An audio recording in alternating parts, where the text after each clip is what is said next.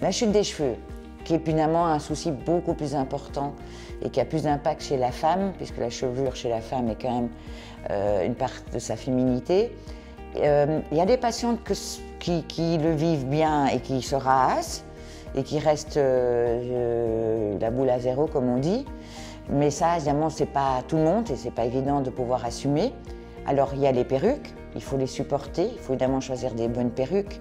C'est assez irritant pour la peau du cuir chevelu, qui est une peau évidemment très fine, très sensible. Et donc, le frottement de la résine de la perruque peut être irritant pour la peau. Là aussi, on peut les aider avec des crèmes protectrices, des crèmes barrières pour protéger la peau du frottement. Il y a aussi maintenant de plus en plus de foulards. Dans l'association pour le cancer, par exemple, ils ont tout un tuto avec comment mettre les foulards, comment les attacher, faire des nœuds et des beaux foulards. Donc ça peut être une solution plus confortable en effet pour la peau que la perruque qui n'est pas toujours bien supportée. Donc très important pour les patients sous traitement de chimiothérapie, c'est de se protéger du soleil, puisque la plupart des traitements de chimiothérapie sont photosensibilisants. Ça veut dire que ces produits peuvent donner à la peau, quand elle s'expose au soleil, vraiment des effets négatifs de type pigmentation, voire même brûlure plus rapide, coup de soleil plus rapide, réaction allergique au soleil. Donc il est très important pour les patients sous traitement, hommes et femmes évidemment, de se protéger avec des crèmes solaires SPF 50 régulièrement et de fuir le soleil évidemment, de ne pas s'exposer. Maintenant, ces patients peuvent se promener au soleil, mais sous protection alors à ce moment-là. Protection aussi, chapeau, vêtements coton, on revient de nouveau dans le sens que c'est une peau fragilisée, donc éviter tout ce qui est synthétique et tout ce qui est frottement.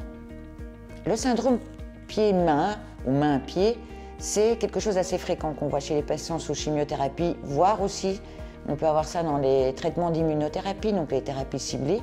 Ce sont des patients qui vont présenter au niveau des mains et des pieds, paume des mains et paume des pieds. Si c'est un léger syndrome, ça sera des rougeurs, des picotements, des brûlures. Puis il y a le stade 2, où là on arrive tout doucement à des crevasses, donc vraiment des douleurs et des difficultés à la marche.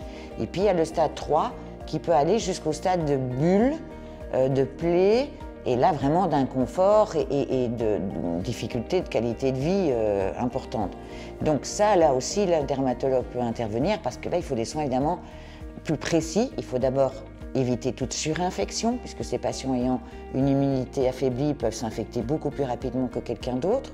Il faut évidemment préconiser des traitements adaptés, des chaussettes coton, gants coton, éviter tout contact avec des détergents ou d'autres matières irritantes. Donc il y a vraiment un accompagnement là qui peut être utile par le dermatologue pour améliorer la qualité de vie du patient. Qui est plus à risque de faire évidemment des problèmes de cicatrices? C'est surtout les femmes et plus atteintes que les hommes, et les peaux évidemment foncées au phototype noir sont plus à risque de faire des cicatrices hypertrophiques. Donc il faut être d'autant plus vigilant plus le phototype est foncé. Et aussi évidemment se méfier du soleil. Toute cicatrice doit être protégée du soleil pour éviter une hyperpigmentation et donc qu'elle finisse par devenir brune et reste brune. Donc bien protéger évidemment du soleil toute cicatrice. Il est donc bien évident que pour se protéger du soleil, protéger une cicatrice du soleil, il faut des écrans totaux. Quand je parle d'écrans totaux, il faut évidemment des crèmes avec un SPF 50. En dessous, ça n'a pas beaucoup d'utilité, en sachant qu'il y a des crèmes aussi spécifiques, donc SPF 50, qui empêchent l'hyperpigmentation. Donc on a des actifs en plus qui rajoutent des produits pour éviter cette hyperpigmentation. Et donc ils sont plus adaptés évidemment pour les cicatrices.